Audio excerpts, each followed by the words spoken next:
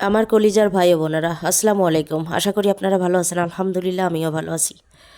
তো আমার আপুরা যারা আমার মতো এই যে কুকিং চ্যানেল আছে, যারা মানে ব্লগ ভিডিও বানান, তাদের জন্য আমার এই গোপন মশলাটা দেখানো। সেটা হচ্ছে যে আপনারা যদি আমার এই ভিডিওটা দেখে যদি আপনাদের কোনো কাজে লাগে, তাহলে আমি আমার সার্থক ভিডিওটা দিয়া। আসলে আমি বরাবরই একটা জিনিস, যে আমি যদি কিছু জানি সেটা মানুষের মধ্যে আমার জানাইতে খুব ইচ্ছে করে।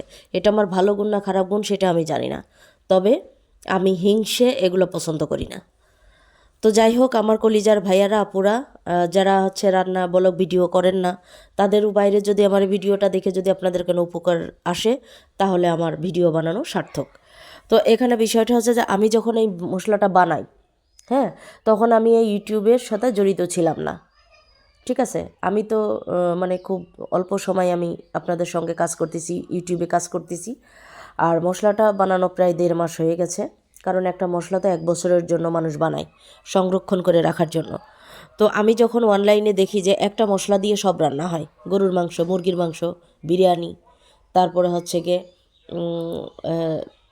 ওই যে বারবিকিউ, মুরগির মাংসের বারবিকিউ, গরুর মাংসের বারবিকিউ, তো একটা মশলা দিয়ে যদি সব কিছু করা যায় তাহলে তো সার্থক আমরা। তো আমি হচ্ছে এগুলো দেখে অনলাইনে অর্ডার করলাম। অর্ডার কথা বললাম, তখন ওরা 1 কেজি মশলা আমার হচ্ছে 3,000 টাকা চাইল। এটা চট্টগ্রামে করছিলাম আর কি।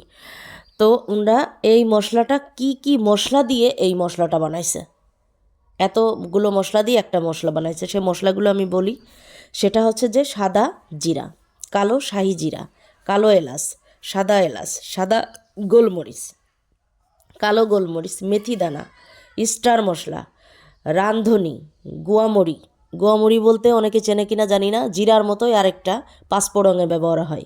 জয়ত্রী, জয়ফল, তেজপাতা, শুকনো মরিচ, দারুচিনি, লবঙ্গ।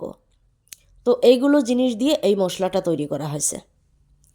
তো আসলে আমার কলিজার আপুরা ভাইয়ারা এই মশলাটা ব্যবহার করে আমি ভীষণ উপকার পাচ্ছি। আপনারা চাইলে বানাইতে পারেন। এই মশলাগুলো কিনছিলাম আমি 1700 টাকা দিয়ে। আমি একটা পরিমাণ মতো কিনছিলাম।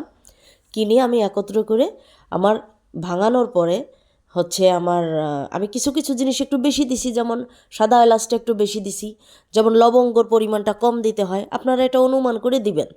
তবে আমি এটা আবার যখন বানাবো নেক্সট ভিডিওতে আপনাদের এটা আমি কতটুক করে নিলাম সেটা আপনাদের জানাই দিব।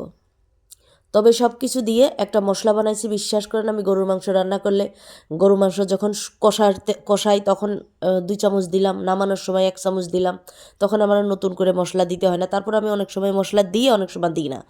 তো আমি হচ্ছে 1 কেজি আমার হয়েছিল পরিমাণে, আমি জিরার পরিমাণটা একটু বাড়াই দিয়েছিলাম, শুকনো মরিচ মানে কোনোটা বাড়াই দিতে হবে, কোনোটা কমাই দিতে হবে। আমি 2টো পলিথিন করছিলাম, এটা আমি ফ্রিজে রেখে দিছি এই যে প্লাস্টিকের জারে ভরে। তো একটা পলিথিনেরটা এখনও হাত দিইনি, আর একটা পলিথিনেরটা আমি প্রায় শেষ হয়ে যাচ্ছে। তো আমার কলিজার আপুরা ভাইয়ারা আমার ভিডিওটা দেখে যদি কোনো উপকার আসে, তাহলে লাইক কমেন্ট শেয়ার করবেন। আল্লাহ হাফেজ।